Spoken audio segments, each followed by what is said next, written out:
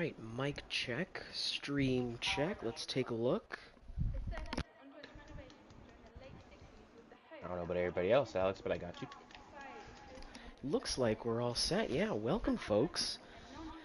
Welcome one, welcome all to Brazil here for round 23 of 25. Really coming down to the end of it here in the ARC 2023 Formula 1 season.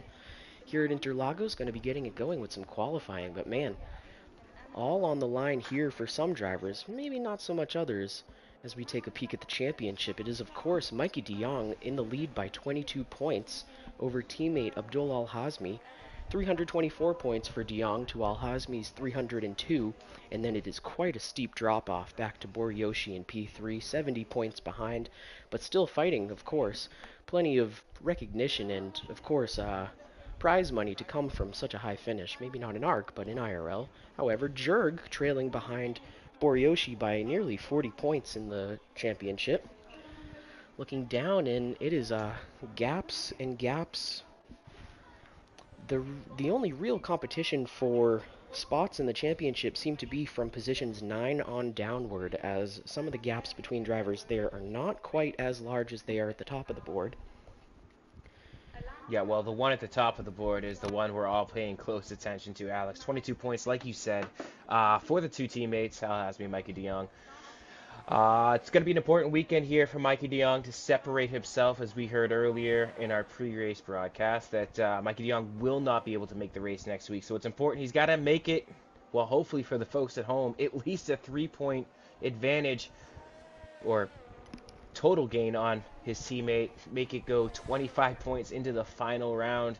That's also, of course, barring an Al-Hazmi win next week in Qatar, but there's still a lot to play for at the top of the table for the two drivers at Williams. Yeah, of course, and I mean, as we've seen time and again this season, it's been a 1-2 affair for them most weekends. Oh, and a big moment here for de Jong.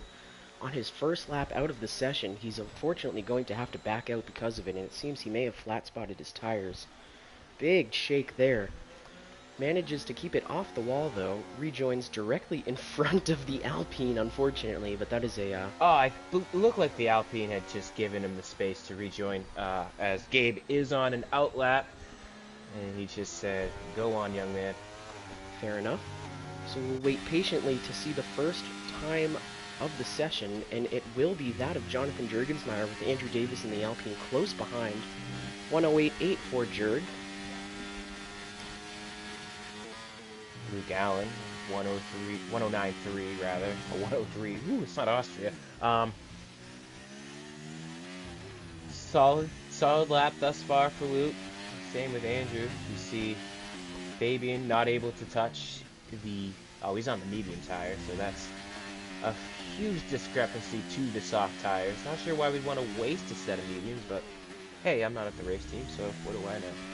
Interlagos, of course, a very technical track, as we see Al-Hazmi come across with provisional pole by 0.6 of a second. Next across looks like it will be Boryoshi in the Red Bull. We'll see how well he can do here.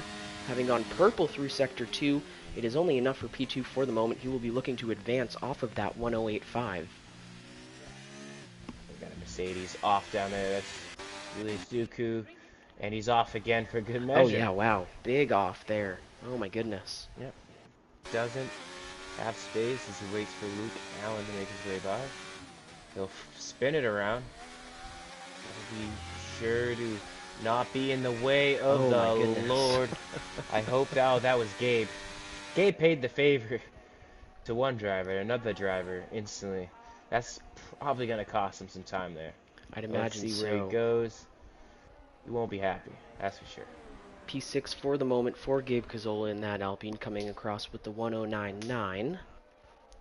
Let's see who's going to be getting one going soon enough here. I can't tell. Looks like that Williams will be ducking into the pits. That may be an Alpine. Sorry, those colors just kind of blend together on the mini map. Very interesting here from Travis.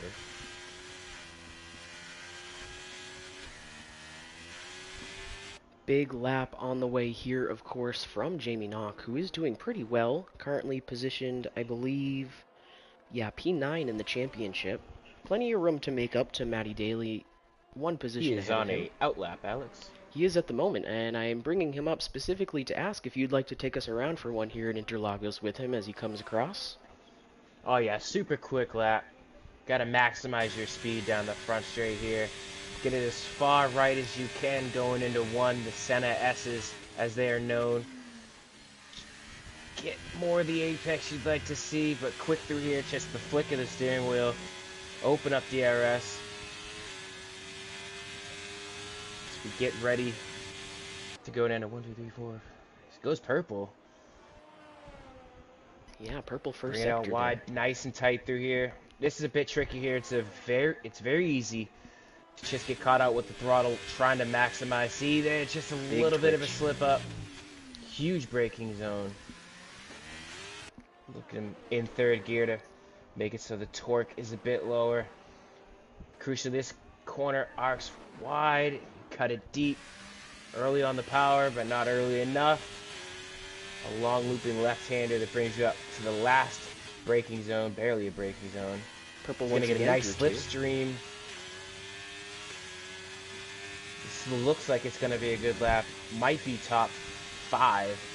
Purple through the first two sectors should be mentioned as he comes across. We'll Quickest see to the what he line. can do. It is a P3 for the moment. Quickly pulls over. Strange that he had purple sectors for 1, 2, and 3, all of them. However, not good enough for the top spot. And Bit of a as glitch.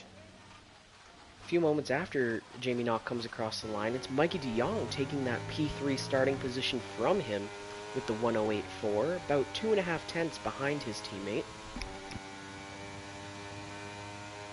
Yeah. You see Boryoshi and Al Hasmi only separated by 5/1000ths of a second. The fight for pole is on.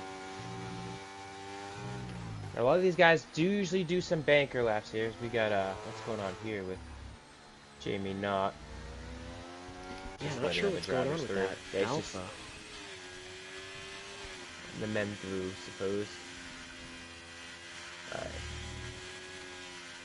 So most of the drivers already putting up pretty decent lap AJ times. crosses the line. P9, a 109.6 for him. Matthew Daly goes 5th fastest. Matthew Stott's one place above him also in the interim.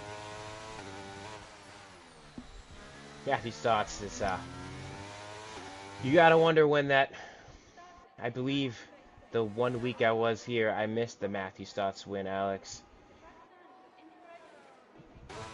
The last week at, last week in Mexico was not his day.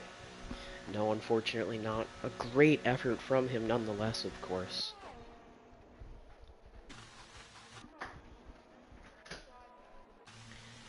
That Alpha, really just not sure at all what he may be doing. It seems he's making space, but he's just been rumbling along for so much of this current I believe lap. he's charging his battery to go again on one set of tires.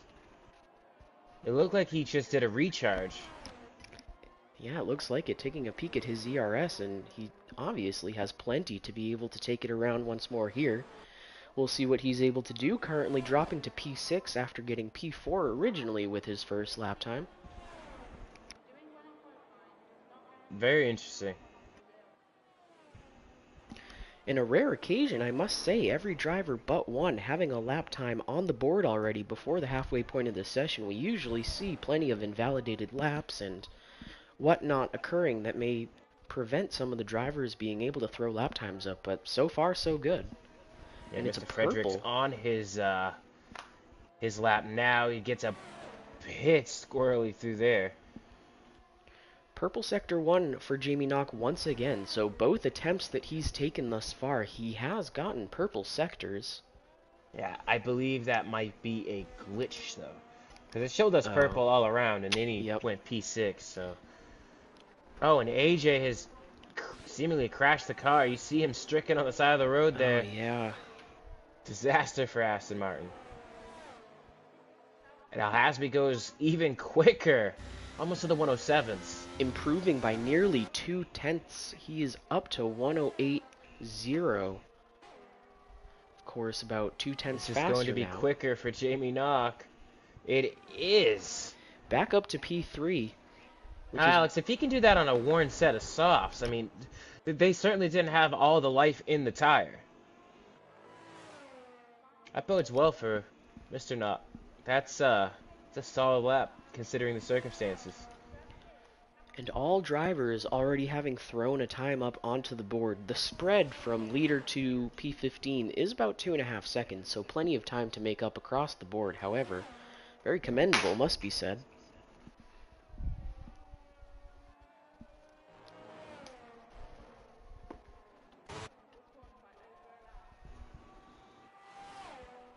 Who else? Looks like Matt Stotts may be starting one here.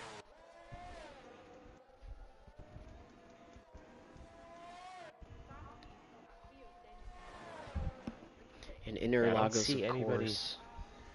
This track a driver's favorite. However, I don't personally have much care for it. I think it is an iteration of Brazil through and through. I mean, it is Brazilians taking a good track and turning it very Brazilian.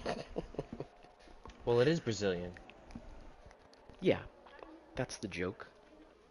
Matthew Stotts, it looks like, going green thus far through Sector 2 on his current lap. Looking to improve from that P5 starting position that he's holding for the moment. Clock just ticking under 6 minutes left in the session now, so time for maybe 2, maybe 3, by the skin of one's teeth, hot laps if they're trying to go around.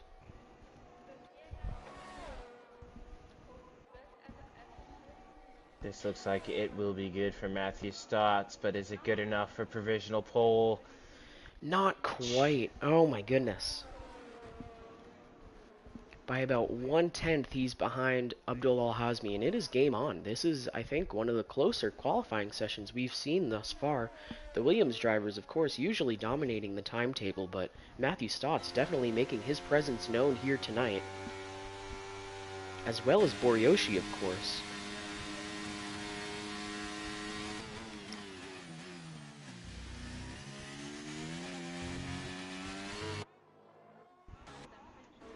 Who's next to come across the line? Just a time. Looks like it will be Jonathan Jurgensmeyer. Currently Where's this P8. gonna put him? Doesn't improve and just retires on track. He'll be sitting upon that 108.8, currently P8. Just hoping for the best from there, of course, but, I mean, the Jonathan Jurgensmeyer special that we've seen time and again, he doesn't care if he's starting P8 or P12 or wherever. He'll end up in P6 by the end of the first or second lap anyway, so all is well in the world.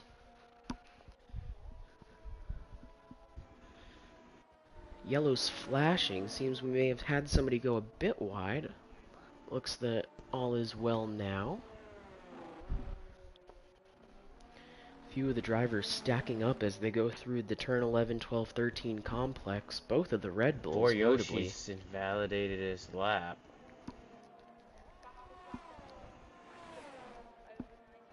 Teammate Luke Allen, it looks like, will be coming across to lay down a time here. Getting a nice tow from his teammate. And not at all. It looks like he may have had to back out at some point during his lap.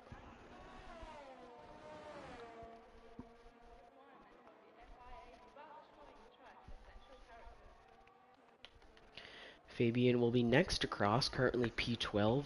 Does not manage to improve, it looks like.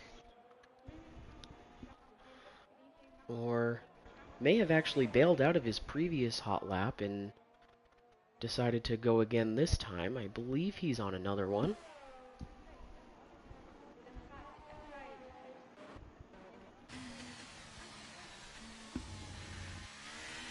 And Boryoshi has run out of fuel. Oh, unfortunate for the Red Bull. A few more early retirements. Not. Yeah, it's unclear. Seems to be limping his way back to some margin. Making space there for the Aston of Matthew Stotts, I want to say. Yep. As he'll be coming Matthew across, let's see Stotts what he can crosses the do. line. He does manage to improve, but not enough to grab that pole position. Improves by about a tenth, though. Commendable effort. Boriyoshi's not going to be able to get out. Mikey DeYoung leaves the pit. Right in front of him, his teammate leaves the pit. And in front of him, looks like that's Trav. Yeah, this is crunch time, more or less. If you don't make it out right about now, then it's going to be tough for you to be able to get a good lap in, barring any traffic and whatnot.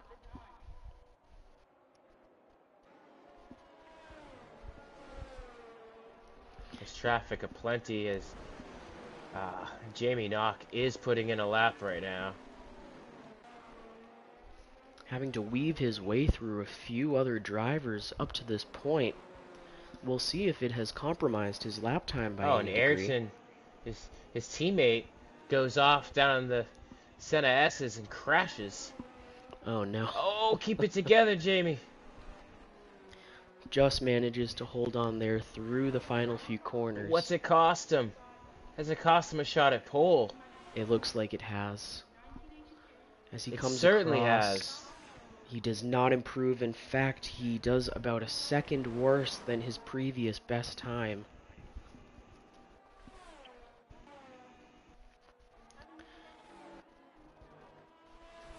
But all eyes on the Williams now. Can Mikey DeYoung challenge his teammate? Both of the drivers ahead of him on the timing board at this point, making early retirements, so really no chance for them to fight back on whatever time Mikey DeYoung may be able to lay down here. This will be, of course, his last lap of the session.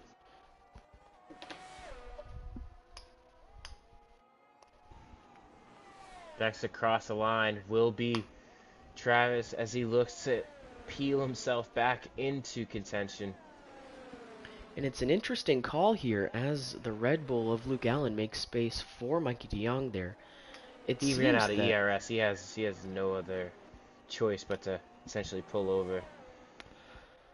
Lots of drivers here getting a bit caught out, not necessarily timing it up very well to the end of the session. Only a few of them will make it 4 laps or are on laps at the moment. I believe Travis, yeah. Unfortunately, it looks like it'll be a P14 start for him as Mikey DeYoung comes across, and it is provisional pole for him. Beating out teammate Abdul Al-Hazmi. Al-Hazmi will be the next quicker, across. But how quick? Not quick enough. Not quite quick enough. In the 11th hour, snatches pole from his teammate to solidify. Oh my goodness. By about a tenth of a second, and of course the only 2 drivers that made it into the 107s here in this qualifying. But there we have it. It'll be a 1-2 start for the Williams team yet again. Looking down the rest of the grid, it'll be Matt Stotts and Boriyoshi looking to get the best of one another on row 2. Jamie Knock will start from P5 alongside Matty Daly. Andrew Davis and Jonathan Jurgensmeyer will take row 4. Fidel getting the P9 start alongside Gabe Cazola, and Julius Duku, Luke Allen will be looking to best each other as well. AJ Knickel, bit of a qualifying session to forget there, unfortunately. He'll be starting P13 with Travis taking P14, and rounding us out is Ayrton Frederick. So the grid is set here in Brazil. Jamie Knox looked a bit of a different man the last 2 races. He looks hungry. He looks on form to get up there and challenge with the likes of Boriyoshi and Matthew Stotts. But as the qualifying session unwinds, it appears that the Williams don't think anybody could best him this week, or any week for that matter. Jamie Knock, an interesting arc to his story, I guess, for this season. Of course, showed plenty of pace at the beginning of the season, but just kind of fizzled out somewhere along the way. Struggles, just incidents, some not his own fault, but getting caught up nonetheless. And Mexico, we said early on in the race last week that he was a guy to watch. Next thing you know, we were interviewing him after the race for the podium. Yeah. P2. Kept his nose down, kept it clean, and definitely got rewarded for it. I believe this time around we will once again be foregoing the formation lap start. We will. It looks like we're lights out and away we go here in Brazil. Mikey de Jong getting a great start here over teammate Abdul Al-Hazmi. And it looks like Matthew Stotts is looking to make the early move around the outside. He And tries to... not quite enough. Yeah, he gets into the side of Jamie Knock as well. Has to He bail caught a bit out. of grass. Boryoshi getting the best of that situation as he slides his way up into P3. Matt Daly looks like he's making the move on Jonathan Jurgensmeyer now. Jurg, though, should be mentioned, up to P7 already through the first corner. A few more positions being traded here as Andrew Davis makes his way around Fidel Fabian. Julius Duku getting the best of both. They're all wide. Oh! Somebody is facing backwards. It looks to be Jonathan Jurgensmeyer, unfortunately, after a great start from him. Julius Duku as well. Oh, plenty of cars around in the back. It is Fidel, AJ, and Jonathan Jurgensmeyer, as well as Julius Duku, and I believe Ayrton Frederick also getting a bit caught up. No, he seems to have escaped unscathed, at least for the moment. I'm sure there was plenty of damage that was done through that incident. Yep, riding on board with Trav through that whole thing. When Jurgensmeyer spun around, he just sees a car sitting in the middle of the track, whether it's ghosted. He turned to the left and it pushed AJ out wide. AJ ends up spinning. I don't believe AJ has damage. He's continuing on. And Jamie Knock now the next to spin, ending up at the back of the grid. Unfortunately, he's at the tail end of these early incident havers. The hard tires don't appear to be firing up. Yeah. Let's take a look at Al-Hazmi making his way up right into the rear of Mikey de Jong now. Wow. Mikey de Jong getting a great getaway off the start, but Al-Hazmi seems to have caught him by some margin throughout the rest of the lap. Both of them appear to be running on those hard compound tires off the start. Yeah, and this is really on Matt Stotts, of course, the medium tire runner with both hard runners directly in front of him. I mean, if he's looking to make a move, he should probably look to do it soon. As early as allowable. Yeah, we've seen the Williams do this time and time again. They'll be able to... I mean, I don't want to say help each other because Vegas showed that I don't think they're in the business of helping each other. But nonetheless, he's got a full beans at this point. A few more spots being swapped here at the end of the second lap. Frederick goes off. Another incident for that Alfa Romeo. However, it is Andrew Davis getting the best of his teammate there after the second lap, up to P6. Here comes Al-Hazmi. Looking to make the move up the inside of Mikey de Jong, and it looks like Mikey just lets him slip through, not looking to put up any fight this early on in the race, of course, much less with his teammate. Not much he can do with DRS. Matthew Stott's still right there, of course, though.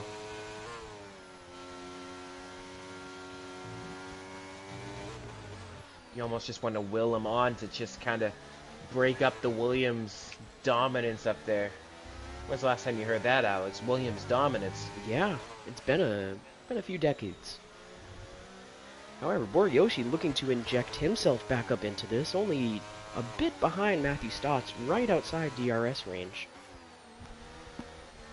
Ooh, big Matthew twitch. Stotts, bit of a rear lockup.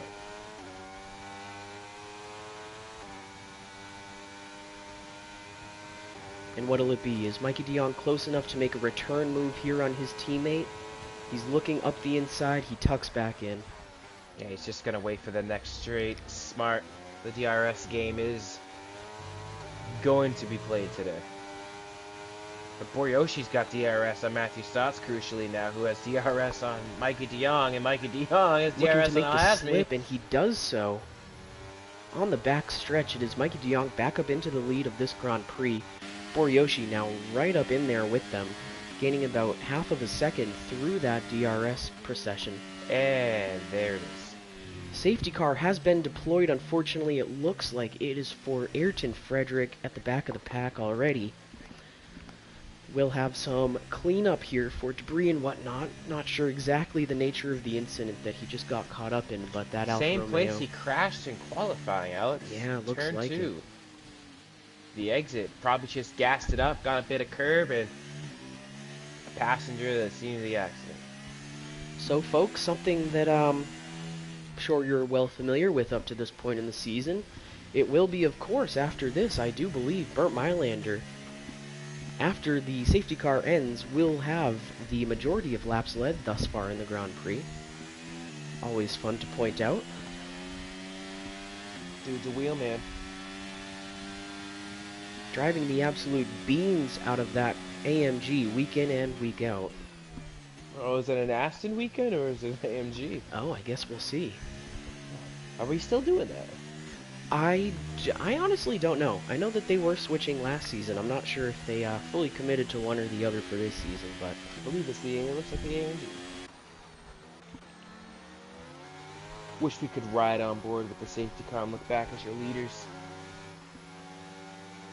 yeah, I mean, there was a visual glitch a few weeks ago where that was happening, but with no broadcast control over the feed. It was kind of strange and whatnot, but it was a cool view for the little bit that we had it. We elect to see several drivers, AJ included, and Jonathan Jurgensmeyer, stopping in the pit, taking on soft tires. Travis will go to the mediums. Fabian will elect for the hards. Jamie Knock elects to go to the mediums as well. Yeah, that early incident on lap 1 has, of course, bungled a few of the strategies I imagine that these drivers were planning on running today.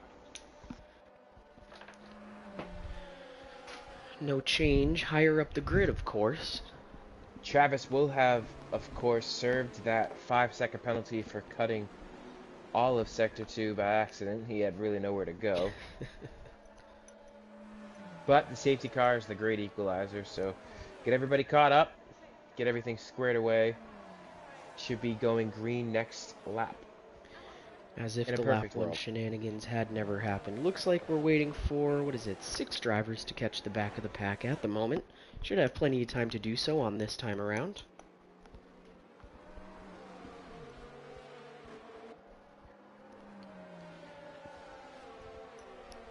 And I mean, if you're in the top, say, 5 or 6 or so at this point, you may be, maybe taking this as a bit of a sign, maybe, of more trouble yet to come. Maybe adjusting your strategy and taking gambles, whatnot, because of it.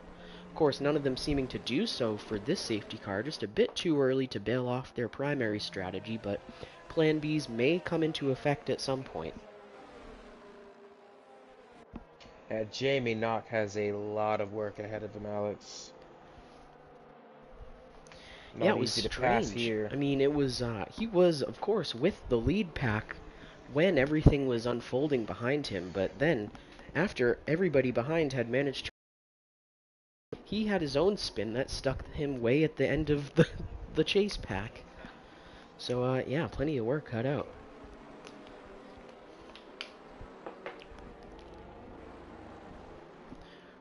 Of course, showing all that pace in qualifying, he will have at least some easy pickings as he makes his way up through the order to some extent.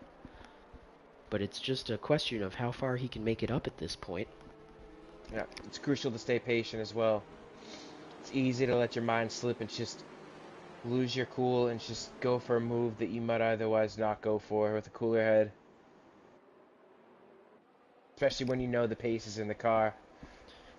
And of course, must be mentioned, just the combination of grass runoff as well as all the elevation change that you have running on this circuit.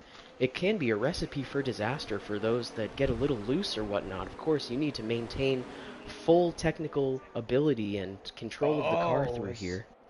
Mikey caught has me napping, whereas Matthew Stotts was not caught. Off and running, yeah. Al-Hazmi managing to make up a little bit of space, but Mikey DeYoung getting definitely the better jump there. Matthew Stotts sticking right with them, Boryoshi as well.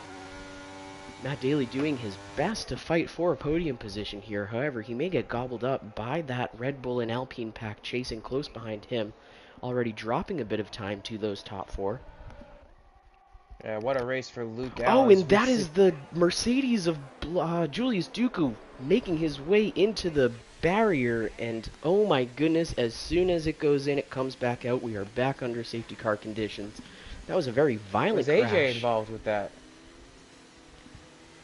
AJ's gone way down the leaderboards here. Not sure. We did catch it in the background while following along with Matt Daly. However, it wasn't clear to me exactly what happened. Just saw a Mercedes end up in a wall and tire on tethers. Never a good sign, of course. However, the pack is already pretty bunched up, having just restarted on the previous lap, so shouldn't be too much trouble or too much time behind the safety car this time around.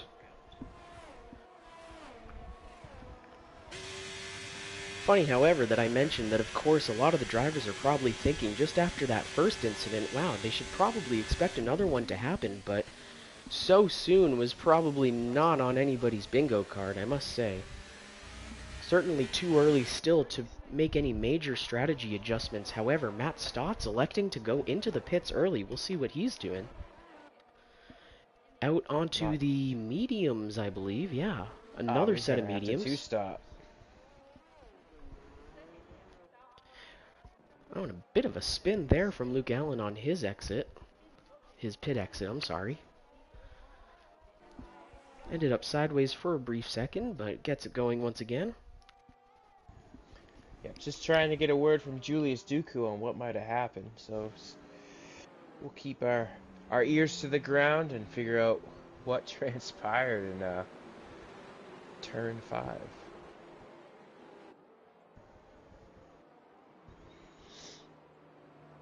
Jamie Knox already up to 10th. Yeah, and AJ pitting again for the soft, so must have had damage of some type with the incident involving Julius Dooku. Not too sure, however, can only be assumed.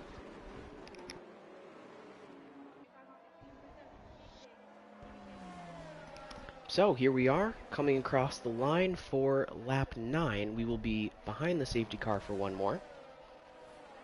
Already 2 early retirements due to incidents, unfortunately. So then there were 13.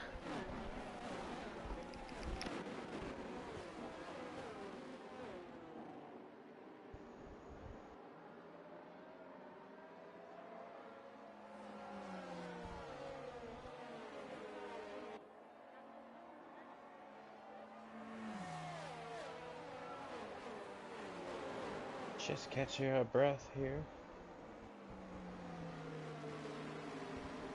Looks like that Aston of AJ will be able to catch the back of the pack soon enough for the safety car to be able to come in this lap.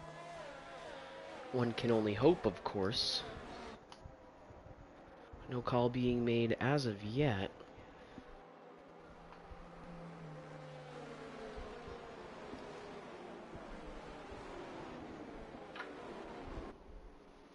Yeah, it should definitely be in this lap, Alex. It's,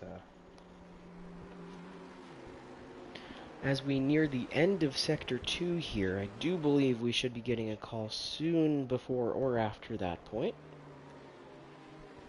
Still nothing, however. I think you'll see it right about now.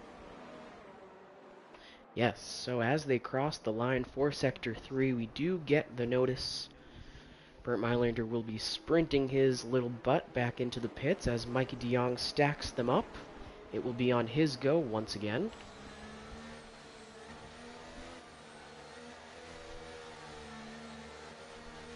Al-Hazmi in the wait at the moment. He's ready to pounce, it looks like. Mikey de Jong trying to get him fooled with a little bit of weaving for tire warm-up, and it looks like he did to some degree. Mikey de Jong pulling straight off his teammate already by over half a second. Boryoshi did not be fooled by it, though. Two He's sticking right Alpines are there. side by side. It's 3 wide as Jurgismeyer goes up the middle. Oh, bit of contact. Ooh, more contact. Yeah, the Ferrari of They're Travis stacked getting up. the short end there, unfortunately. Those Alpines just cutting their way through. Jonathan Jurgismeyer said, "Thank you." Jurg as well with that P12 start. He says, what does it even matter? Very close. Oh, maybe some more contact there between the Alpine and the Ferrari. It's allowed Fidel to enter the fray as he's side by side now with Andrew Davis. Tucks back in behind him for Look the at moment. AJ. AJ trying to just slice his way through the grid. He is weaving his way through at this point. Going up the inside as he goes through the S's, up to P9 at the moment. Looking to make the slip on Andrew Davis now. Andrew Davis with a bit of a twitch there. A big twitch. Oh, yeah. That's going to put Stotts up the inside. AJ has to send it into the corner. But AJ gets the switchback up the hill. Do they want to be fighting? Aston to Aston. Here we go. I mean, different strategies and whatnot. It is AJ with the better pull as they go through the first corner. Oh, and Jamie knocking it into the back of Stotts, who pushes Stotts into the back of AJ, and all that progress AJ made just fizzled away. Immediately wiped the away. racing is just unbelievable back here. You're just waiting for someone to take it too deep. We're in the eye of the storm. And of course, all to play for here. I mean, P9 down to P13. But look at what they've cost themselves. Look at the gap from Stotts to Travis. Already 3 seconds from P9 to the next points paying position. AJ making the slip here on Jamie Knock through the S's.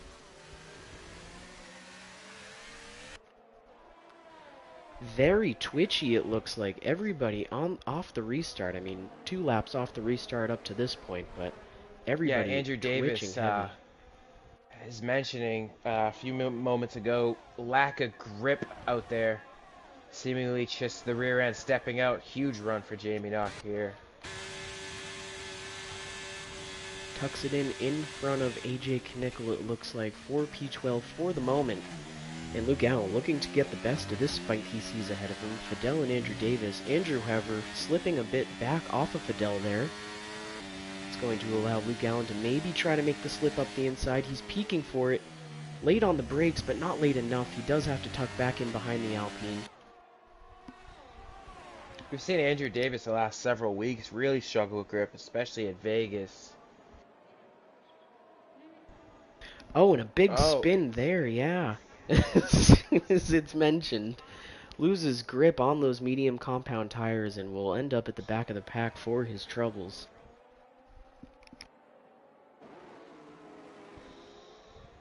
Quite the opposite for his teammate Gabe, as Gabe looks to make inroads here on Matthew Daly.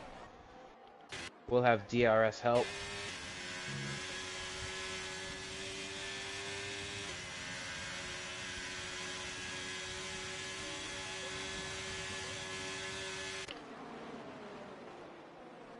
Yep, it's Gabe Gazzola up into P5 on that move, clean as he goes through the first corner. Jonathan Jurgensmeyer quietly making his way up into P4, and it looks like a penalty has been assessed, and a spin there from Fidel as well at the back of the pack.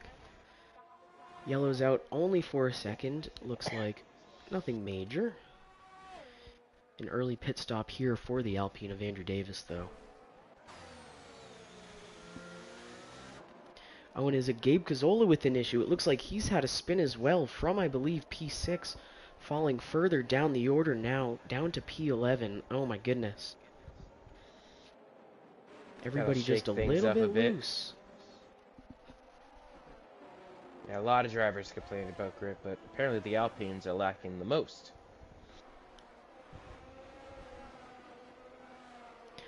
Travis looking to get in on the action with Matt Stotts here, as Matt is battling with Matthew Daly for P4, or P5 it looks like. However, AJ Knickel making up time in that gap down to him by a small margin, but still notable. And it's Al-Hazmi, it looks like, making the slip here on Mikey de Jong through the first corner of lap 14, up into the lead of this race, and he'll look to probably hold station from here, I imagine. Boriyoshi, though, right there with him, as well as Jonathan Jurgensmeyer, pulled back up into this fight, starting P12 no less.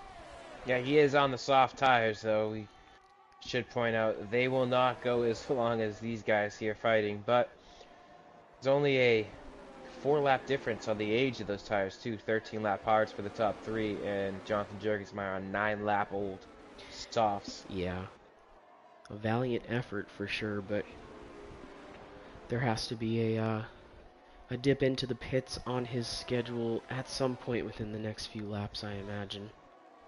Yeah, because Matthew Stotts is coming, Alex. He is charging. Storming his way back up into this.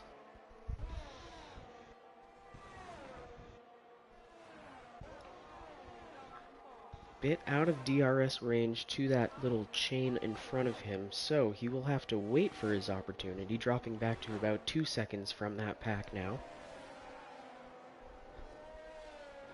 But Mikey DeYoung, of course, as expected, just sticking right with his teammate, maybe changing station as, you know, marathon runners would do or Refusing to whatnot. open DRS, I must add. He has not opened DRS at all. An interesting call for sure.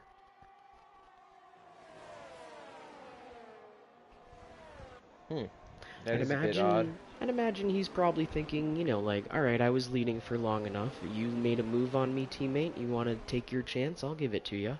Let's see what you can do now. So, it's game on there.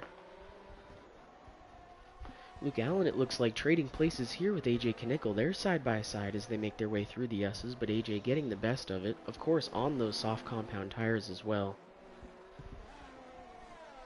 Now let's see if he opens it up here. Oh, he does this time. It looks like it, yep. But here comes Matthew Stott.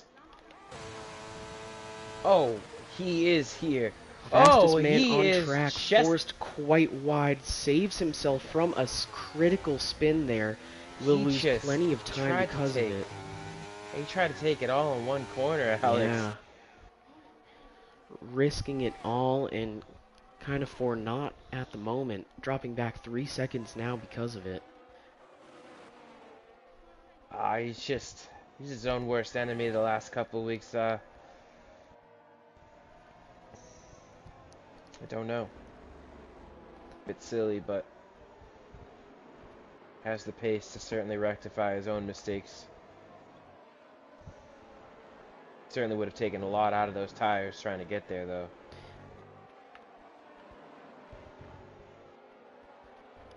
Jonathan Jurgensmeyer working his way around now on the 11th lap on those soft compound tires, really stretching out that stint. I'm kind of surprised at this point. I would have expected to see him into the pits some point within the last 2 laps or so, but he is just still sticking it out, staying right with those lead 3.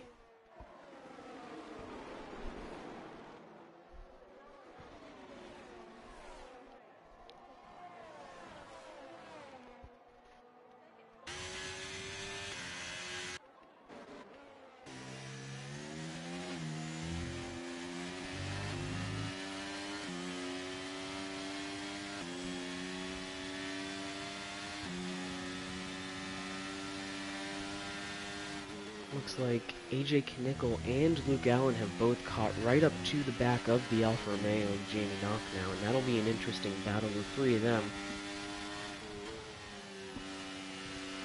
Making their way through AJ is the all S's. over the gearbox. Tries to make a slip there, not quite enough space to be able to do so. He is all up in the rear of that Alfa Romeo. Jamie Knock making his car extra wide. What a move by What a AJ. slip, yeah. Bit of a wheel bang there, some contact. Oh, and a big twitch.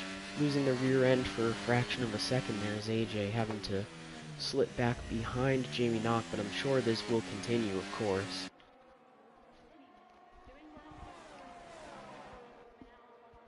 Not sure about the move there from AJ. Everybody knows you got to take a wide arc into that corner. But you got to applaud the move because he knows he's quicker and he's got to go. So, damned if you do, damned if you don't. You know what I mean? Yeah, of course. It is, of course, a sooner the better situation. However, seemed to take it a bit too far inside on that lap. Well, he'll have another shot on this one, of course. Back right up into the gearbox of that Alfa Romeo. Looking to make the slip here. Will he make it work around? No, he tucks back in. The switchback not quite enough, running into the back of that Alfa Romeo as they make their way through the S's now. AJ is really showing the impatience at this point. Not really a place you make a move right there. He might have caused himself some wing damage. We'll have to see. Like I said, oh yeah, he's just... Looks like it, yeah. Luke Allen now closer to AJ than AJ is to Jamie Knock.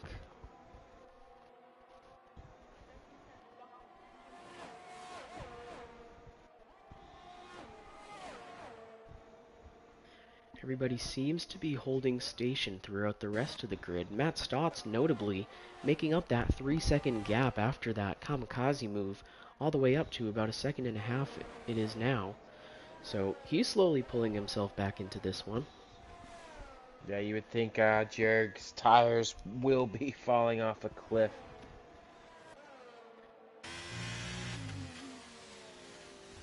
Soon enough, I can imagine. However, for the time being, I mean, sticking right there, just as ever, with those top three. Oh, AJ is just struggling right now behind this Alpha.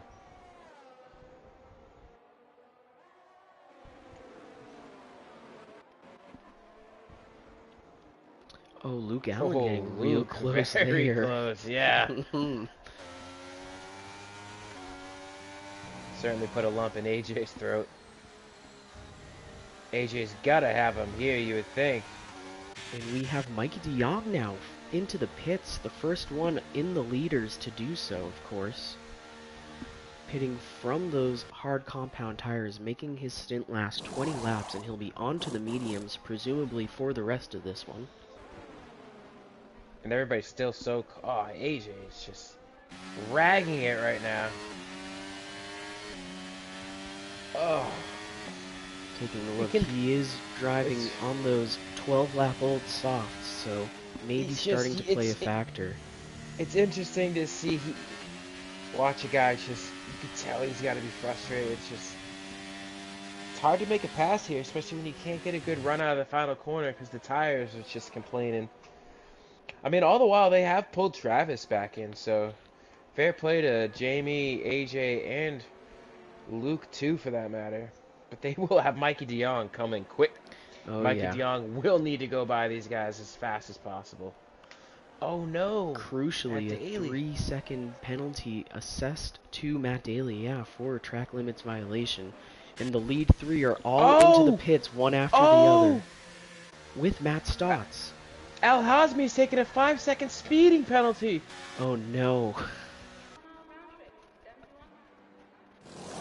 Things getting crazy. I'm sure he had built out a bit of a gap there to Boriyoshi before coming in, just pushing all to try to prevent teammate Mikey DeYoung getting as much advantage as he would from the undercut, as would normally be expected. However, yeah, it looks like maybe making his way into the pits a little bit too aggressively. He'll be sitting on a crucial 5-second penalty. So that puts the Ferraris 1-2 in this race. Who would have seen that coming? It is Matty Daly sitting on his own track limits violation penalty that he will either have to serve or will be assessed come the end of this Grand Prix. Oh, I do not think they'll be pitting again, Alex. I'd imagine not, but of course, just at the rate at which we saw incidents happening towards the beginning of this race, I can only imagine that there's got to be some drivers on the grid at the moment that are banking on something else happening, kind of planning their whole strategy around another incident, and I wouldn't be surprised if one of these Ferraris was one of those drivers. Andrew Davis around. Matt Daly will be next into the pits, of course, and it looks like the safety car will be deployed. Not quite sure what's going on there. Oh, this is huge for Matthew Daly, as we see. Oh, look at this. Al Hazmi's going to go in and try and serve that 5-second now. Oh, and that is smart. Crucial. That has obviously put Mikey DeYoung free and clear into the lead of this race once again, but Al Hazmi taking the chance as he can get it, and this is definitely a good move here. And a fresh set of mediums, because why not also? Oh, and that may have just saved his race. Wow. Not too sure what the penalty was for. Of course, we did see, I think it was... Speeding. Pit lane. Oh, that's right, yeah. Making his way into the pits too aggressively to try to fend off the undercut. However, we also saw the safety car come out. Didn't see anybody around necessarily. Yep, it was Andrew Davis. Had crashed, lost his front wing, debris on the track. Stewards deemed it undrivable. So we will be cleaning up that bit of mess now. Looks like we'll be behind the safety car for one more lap here. We'll be getting going on 24. And of course, that just plays right into the hands of, I mean, both of these Williams drivers, I'd say. Al Hazmi ending up P9 after serving the penalty, but of course, I mean, plenty of pace and We can only Ooh. expect him to go up from there. Yeah, but we've seen it's not exactly easy to pick your way through. And look at this, AJ and Luke have overtaken Jamie Knock in the pit. What a race from Luke Allen, Alex. P6. Sticking it out, keeping it clean, that's all you can really ask for. Yep.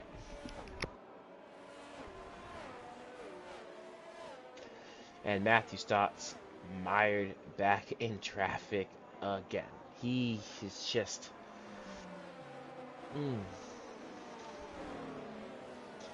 Broken clock is right twice a day, though. I mean, Matthew Stotts must also be said. A driver that is on a pretty decently sized list tonight of just very sharp driving, as we've seen them cut their way up through the grid at certain times. Matthew Stotts, AJ Knickel getting a chance to do that. Back down the order. Jonathan Jurgensmeyer doing very well, of course, making his way up from P12 to, I believe, P7 within the first 2 corners of the race. Yeah, he's made some tremendous moves. Everything's really fallen into his lap as far as strategy goes, Alex, and he's positioned himself to have another solid result. This is quite the opposite of the strategy he used in Zandvoort. Yeah. Meaning that it worked. It just seems like most of the drivers that have been in positions thus far tonight where they needed to make up spots have done so pretty spectacularly, pretty sharply. A lot of really good driving thus far. The only thing I can think of is Al Hazmi is in the lion's den. These guys are scrapping for points back here. They've been scrappy all race long. These are guys that aren't normally in a position like this. They're going to be very difficult to pass. So once again, it will be on the go of Mikey DeYoung here. Boryoshi looking to read his jump as best as possible. Mikey DeYoung doing his usual weaving. Boryoshi not falling for it this time. Mikey DeYoung finally realizing it, looks like. And he's off on the weave, of course. Faking warming up his tires, as we've seen Max Verstappen do time and again as well. Boryoshi reading it like a book, though, sticking right with him on the restart. And it looks like Jonathan Jurgensmeyer losing out here. Oh, and some contact with the Ferrari of Travis. And Travis just barged his way through there. I don't like know it. if he can keep that position, Alex. That's I don't know. That's questionable to say the least. And then contact daily saves it. Oh. I really thought he was going around. We did see the rear tire of the Haas end up in the front section of that Ferrari. Matt Daly, wow, what a move to save it, though. Ends up P8 for the moment, however, on those soft compound tires. Oh, contact! Jamie Knock is around off the no. front of AJ Knickel. Things kind of devolving to a bit of a NASCAR race at this point, some may say. A lot of contact and whatnot. Al Hazmi just kind of squeezed his way past everybody up into P6 already. Yeah. And of course, those who've needed to weave their way through traffic at times have definitely kept their nose down and done so. Hazmi putting on a clinic, it seems. He's now a clear shot for the podium once again, of course. Well, Matthew Stotts is on the soft tires, so he's not going to leave Al Hazmi at all. Next driver ahead is Al Hazmi, so he'll have to follow him through the pack to some degree. I think it will be a fool's errand with these two just kind of leapfrogging and swapping places, as could be expected. Both of them very, very good drivers in good positions to score here tonight. One would assume that Jonathan Jurgensmeyer is not too happy with the Ferrari in front of him. But look at this, Luke Allen, P5. Gets stuck in. But unfortunately, he has one of the 3 fastest drivers on track right now. Looking to be a great points haul nonetheless for this FBR Red Bull team. Currently running P2 and P5. I think this will be their highest point scoring finish all season if they can maintain.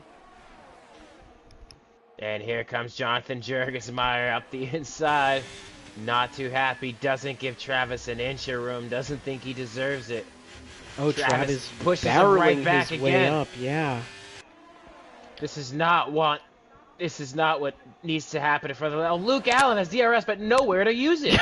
Look at this. They're 3 wide, 4 wide at one point. Jonathan Jurgensmeyer getting the best of the situation there. And Al-Hazmi making his way up past Luke Allen now. Oh, my goodness. Al-Hazmi up to P5. So that's Jurg back up and onto the Boryoshi podium. in the lead. I didn't even see that. We have such crazy stuff happening back here. On Mikey de Jong, it looks like.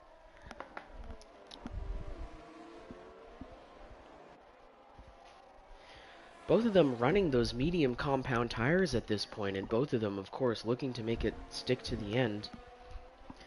It's just so hard to look away from this battle right here.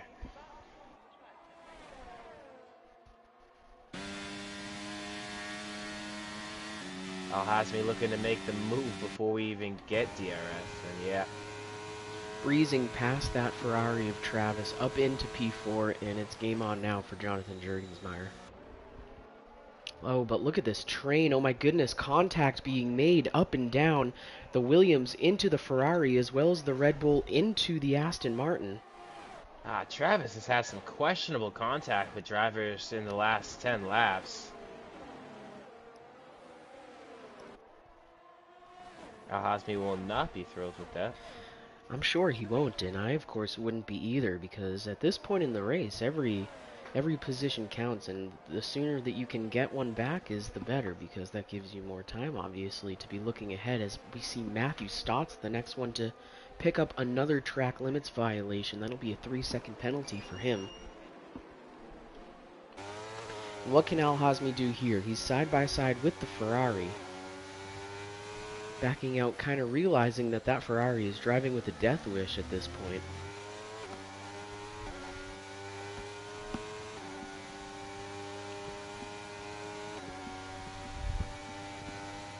But what can he do here with DRS? He'll swing it around the outside. Oh, and look at this. Oh, Luke Allen. Oh, my goodness. Oh, Travis is on the grass. Like a missile. Yeah, and off goes the Ferrari at an awkward angle, rejoining it back to P11 for the moment. And out of the points. It'll be a 3-second penalty. Not to quote Fernando here, but a bit of karma coming his way for the aggressive driving, and it's snake bitten. And unfortunately, a 3 seconds penalty coming the way of a track limits violation for Jamie Knock there. Just a night that kind of crumbled away right out from underneath him. Showed plenty of pace through qualifying, but now just looking to pick up the scraps and really not getting any luck doing that even. This Jonathan Jurgensmeyer rather, what it takes to stay in front of Al-Hazmi here. Oh my goodness, if Jonathan Jurgensmeyer is going to play the Minister of Defense for tonight, then that'll be a sight to behold. Of course, fighting for that final podium position, these two. Matthew Stotts with Luke Allen for close company. Luke looking to make the move, and he does. Only for a moment, though. Up the inside goes the Aston Martin once again. They'll hold station for the moment. Luke playing the DRS game, I think. Al-Hazmi get the DRS again. Mikey de Jong now getting the best of Boryoshi. Thank you very much for keeping my spot warm, he says, back up into the lead of this race.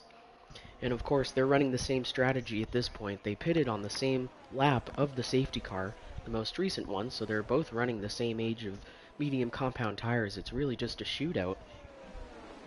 Yeah, also, AJ Knickel right back up into P7. And both of these Alpines, who we've seen just slippy sliding all over the place in the points, Gabe with a penalty. But nonetheless, some good racing in the midfield, Alex. Great track for it too, of course. Plenty of overtaking opportunities, plenty of technical corners that one driver can get right while the other gets wrong, and really opens itself up to a lot of opportunities for good racing, as we've seen. Al-Hazmi here making the slip on Jonathan Jurgensmeyer into turn 1. And Jonathan Jurgensmeyer doing his best, but maybe kind of understanding the assignment on that one. Is he though? Because here he comes. Oh yeah, he'll be looking to make a return move here. He does so. Leapfrogging his way back up onto the podium. Boryoshi and Mikey DeYoung will love to see that. Jamie Knock, it looks like, into the pits to serve a penalty as well as maybe take a shot at the fastest lap. However, won't really do him any good at this point. No, he is out of the points, unfortunately. Now Al-Hazmi, of course, sticking right with that Haas. Jonathan Jurgensmeyer doing well to hold tight through the S's, though. Matthew Stotts hasn't really been able to reel those guys in. He's Yeah, it just looks kinda like it. This DRS leapfrogging. Still within DRF. I think this is a smart play by these two that we're watching here, Jurg and Al-Hazmi, as they only seem to be going for each other really with DRS assistance. They're not losing time necessarily. Luke saves what was guaranteed a spin. AJ slips up the inside. P6. 5 and 6 for the Astons. Solid result for AJ thus far. Yeah. Oh, he is out of energy like me at 2 in the morning. Luke Allen not losing too much time because of it. Still within 1 second of AJ. Oh, and Fabian and Travis get together, and Travis goes off. Bit argy-bargy there for P11. So Al-Hazmi looks like making the slip on Jurg once again as we were watching along for the Red Bull Aston battle for a moment. Jurg now dropping a bit back off of that Williams. Boryoshi close and closer, closer. Yep, making that move now on Mikey DeYoung. Back into the lead of this race. But at what cost? Yeah. Both of them sitting on a considerable amount of ERS charge, so really no need to be silly about this. Mikey didn't even touch 8th gear. He didn't even touch 8th gear, Alex. Just letting them know he was there, yeah. Bump draft, baby. I think this might be a smart play for Mikey DeYoung. You know, he knows that he can just tuck it in and maybe save himself a little bit of wear and whatnot. And if anything else, he can save a decent amount of fuel just riding directly in the toe of this Red Bull. Plenty of fuel that you can use for a big push come the end. Unfortunate for Jamie Knock. Just it's a weekend he'll forget about. I'm sure, yeah. I just feel bad because, you know, we sung his praises at the top of the broadcast and whatnot, and he really did show plenty of pace both today and throughout the season. Well, but as it winds down, yeah. Mikey DeYoung making the slip here on the Red Bull once again.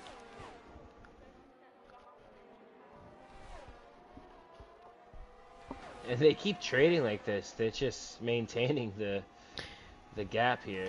And that's the exact point I was trying to make a minute or two ago where... Oh, yeah, a track limits violation assessed to the Red Bull there, unfortunately, with a car within 3 seconds of him. This late in the race, he'll have to really put his foot down. And Jonathan Jurgensmeyer, granted he is completely out of energy, has not let go of Al-Hazmi. No, not at all. Even closer than he has been in laps previous up to this point. Only half a second now separating them. Now, if you got to think here, Alex. I've done this a couple times in some online lobbies. It's just wait until the last lap. Just get an awesome exit right here, like Boryoshi does, and just try and make a run to the line. Cause look at what you gain up the hill, Alex, and then DRS is activated.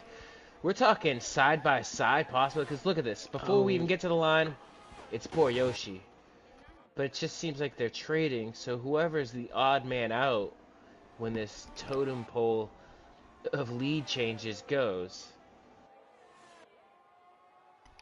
Yeah, really feeling a bit like a plate race to some extent there. Mikey DeYoung making the slip on the backstretch as Boryoshi had taken it across the line. Yeah, Jonathan Jurgensmeyer has lost contact with Al-Hazmi. Yeah, he has. He got a terrible exit through the final corner, and it looks like Jamie Knock has parked it, unfortunately. Not sure if it's a incident, but he is just stopped on the track for the time being. Caution is out for that portion. And we're good to go. Looks like it was an easy cleanup. May have just parked it and walked away. Yeah, I doubt safety car would come out with 2 to go here. Yep, the penultimate lap of this Brazilian Grand Prix will be led for the moment by Mikey de Jong. However, Boriyoshi may have something to say about it. Not quite here.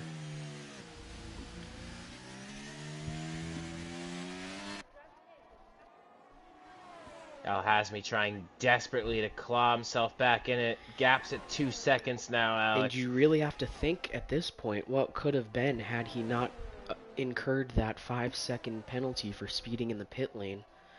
Of course, he's fought his way back so hard, but I'm sure that it would be a lot tighter at this point.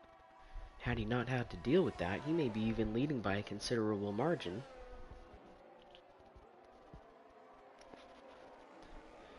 However, as they make their way through the S's on the second to last lap, it is Mikey de Jong over Boriyoshi by about half a second.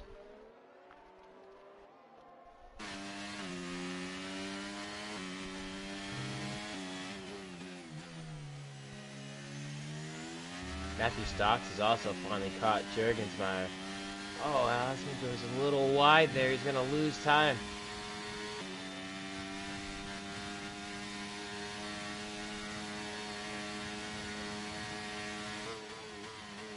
Boriyoshi creeping up to the back of that Williams, but not quite close enough. Oh, and loses the rear. Oh, no. Drops him well out of DRS range. Mikey de Jong may be free and clear to the end here. It's exactly what he needed. He just, one little mistake, just firing the tires up. Oh, no. AJ Knickel making the slip here on the Red Bull on the final lap up into P6, so a bit more points he'll take home if he can manage to hold it. Luke Allen looks to have something to say about it though, still sticking right there with that Aston Martin. If AJ could just get within 3 seconds of his teammate, that's P5, but I don't think he's going to get there. Oh, and after calamity on the final lap for Boriyoshi, it looks like it will be Mikey de Jong taking it home here and extending his lead in this Drivers' Championship. Round 23 of 25 really coming down to it, and as we know, he will be absent for one more race of this season, so he really only has one left as opposed to 2. It's going to be a race to the line here, Alex, between Luke and AJ. Who is it going to be? Side by side. Oh my goodness. That was so close. They were literally noses equal, it looked like, just by the eye test. But it looks like AJ Knickel will get the position. Luke had the penalty. He did also have Andrew the penalty. Davis pulls himself back in. So it is Mikey de Jong taking it home with Boriyoshi in second, and Al-Hazmi fighting his way back up into the podium positions after something that nearly ruined his race, that 5-second penalty. Didn't know how far up he'd make it afterwards, but a valiant effort there from the other Williams. Jonathan Jurgensmeyer holding on for P4 here, and what a race from him. Of course, mentioned it plenty of times already. Started P12, was up into P7 after 2 corners, and just never looked back. I believe that is a well-deserved driver of the day for AJ. What an up-and-down day, ultimately taking home P6. What can you say about his drive today? Fought valiantly. He was stuck behind Jamie Knock for a number of laps. Obviously, we don't get a podium interview with him, so I want to give him the praise because I do think that's one of the driver of the days that actually really stuck home. So, congrats to AJ on that. AJ holding on for P6 there, and yeah, what a roller coaster of a race. That first lap incident that he managed to catch the brunt end of, that incident with Julius Dooku as well. Yeah, just great drive from him for a good points haul there. Andrew Davis holding on for P7 with Luke Allen getting the P8 finish. Matty Daly dropping to P9, I believe, after penalty assessment, with Gabe Cazzola taking home the final point scoring position. Fidel will get P11 with Travis only managing P12 and Jamie Knock, of course, getting that fastest lap in P13 after he had ducked into the pits very late to serve a penalty. All for naught, though, as he ended up retiring. Other retirements this race, I believe, were Julius Duku and Ayrton Frederick. Yeah, Alex, it's time to talk to the boys. Just let's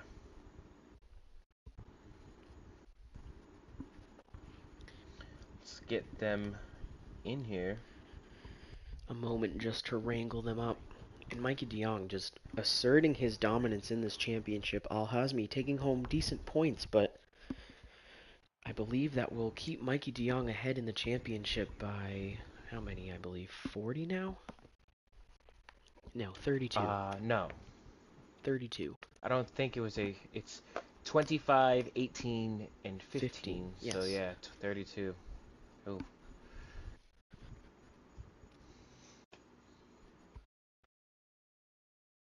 All right, who do we got in here? We have All the two but Williams drivers. Boriyoshi, yes. Maybe wait for Mr. Yosh.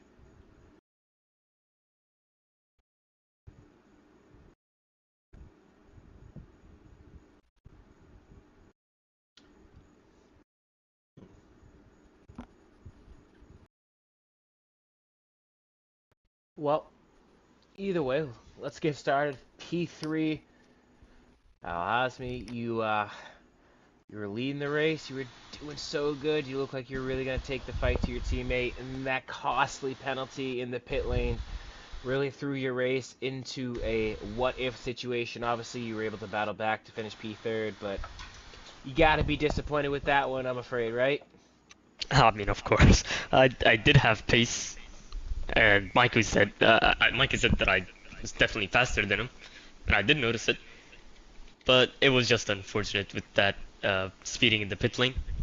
I did get lucky though with the lap after having a safety car. I managed to get the penalty away, but was not so lucky to clear the traffic as fast. Plus, the Jonathan battle was really slowing me down. But yeah, Yeah, I mean, I was about to catch Yoshi in the end. I just didn't have. I could have wished for one more lap. yeah. Excellent pace from you today. We saw it in qualifying. I mean, ultimately P2 to start the race, but you could tell it was there once the race got underway. And yeah, battling through from P9 all the way up there. Obviously Jonathan Jurgensmeyer is gonna battle hard, and he did. He stuck with you a little bit, but then you stretched your legs and just a couple laps short. Yeah, it was unfortunate, but it was a fun race. Yeah, it was exciting for us as well. Thank you, man. Congrats again. It's 32 points. You have to maximize next week. You need a win, possibly fastest lap, just to really have a fighting shot going into Abu Dhabi. Yeah, I mean, I'll try. I might have it's a all chance. it's all we can ask for, man. Oh boy, Yoshi, we saw you, man. We saw the setups, you guys trading back and forth, and then turn one on the final lap just lit the rears up and just lost contact. Is it a leave a sour taste? Or you just happy with P2, man? Walk us through it. Yeah, I mean, if you'd given me P2 after qualifying, I probably would have taken it. But given the setup for the last lap, I'm a little disappointed. I still had like half my battery left. I was just trying to. I think I was being too aggressive trying to set up the switchback. I wanted to at least put Mikey under pressure going into what was it, turn four, at the end of the DRS to then set him up down the straight at the end. And I saw his light flashing as well, so I kind of feel like I threw one away, but still, I'll take it. I think Mikey and Al Hazmi both had better pace than me today, so I was happy to just kind of play it cool in the DRS for most of the race, even though it was a little boring. But the driving standards I felt were pretty high, so it was fun to that regard. Well, they were high at the front. You should have seen it at the back because it was an absolute PUBG lobby. Uh, Yeah, what was going on? oh, there was a whole lot. We had the Alpines complaining in chat they had no rear grip, and also showing they had no rear grip by meeting walls, barriers, spins, all sorts of things. We had trouble with Julius Dooku spinning out, involving AJ going up, down, up, down, up, down. Ultimately, couldn't say it was an up and down race. So you guys, there was a lot of stuff happening in your rearview mirror that you kind of. I mean, Al Asmi, he got stuck back in it for about 10 laps there at the end, so it's pretty hectic. But you guys kept it interesting. I'll say the slipstreaming, it's just you had us thinking maybe set up a last lap pass, and we were just riding on board with you there, heading into the final one, and we just we knew it's just like there's nothing you could do, and it's kind of no man's land for Al Hazmi to catch you either. It's just P2 is what you were gonna get. I mean, I tried, but skill issue. I mean, if I'll take your skill issue for P2, man. I'll take it any day of the week. But good race from you again. It's real good talking to you guys constantly in the podium. But congrats again, man. Thanks. Yeah. And finally, we have Mikey. Yeah, you knew you needed to get it done. Fortunes favor the brave, even though wouldn't say you had bravery, but you certainly had pace, and you eked out another win to extend the gap to 32. And like you said, you won't be here next week, so I mean, possible. maybe. Oh, Maybe I you're. am, maybe I'm not. Like, it's uncertain Oh, for me. well, entice yourself with maybe a title decider next week, so you never know. But either way, man, walk us through another victory. Yeah, I mean, I even though the qualifier of mine was pretty quick, I knew that my teammate was quicker than me in race pace, and it was showing. He was like closing in half a second per lap at the end, and it kind of got me worried that he would catch both me and Boriyoshi at the end, but we stayed we tried to stay ahead of him by a long shot, and it worked. uh, but the attack of Boriyoshi, it was fun. It was clean, and yes, he would have probably had a really good shot at the last lap due to my ERS being very low. But I personally thought he was never gonna get the switch back to get a better exit coming from that far, but he would have been very close to it. Well, man, this season has been great. It's wrapping up. We got two races. We have Qatar, and then we have Abu Dhabi. And I think a lot of the viewers, a lot of us, gotta ask. It hasn't been said anything. Are you guys coming back next season? What's gonna happen? Is the Williams show gonna keep going? I haven't heard anything from you guys. You guys coming back for 2024? Um, no comment for now. Yeah. All right. Well, we'll wrap this week up with: is Mikey DeYoung gonna be in Qatar?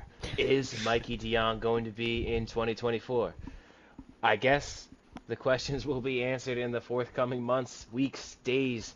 Stay tuned. Alex, walk us out from another great race. Yeah, another good one in the books. That's 9 wins on the season for Mikey DeYoung and the 16th podium for Al Hazmi. Just a formula of consistency over there at the Williams team. Boriyoshi doing well with 10 podiums of his own, so just these three kind of just running away with it at this point. But that'll do it from here at Brazil. We want to thank you guys for tuning in and make sure you catch some of the other ARC events happening this week. Of course, we have the Abu Dhabi Grand Prix, round 14 of 16 tomorrow for the Euro Series. And then round 8 of 9 for the Group 3 Series in Gran Turismo 7 will be happening Sunday night. Make sure you catch that. We're also at the penultimate race of the NASCAR Cup Series season, so championship decisions on the line here throughout the week at ARC. A lot of seasons winding down, coming to an end, so make sure you catch what you can, and we'll see you for the next one. Signing off.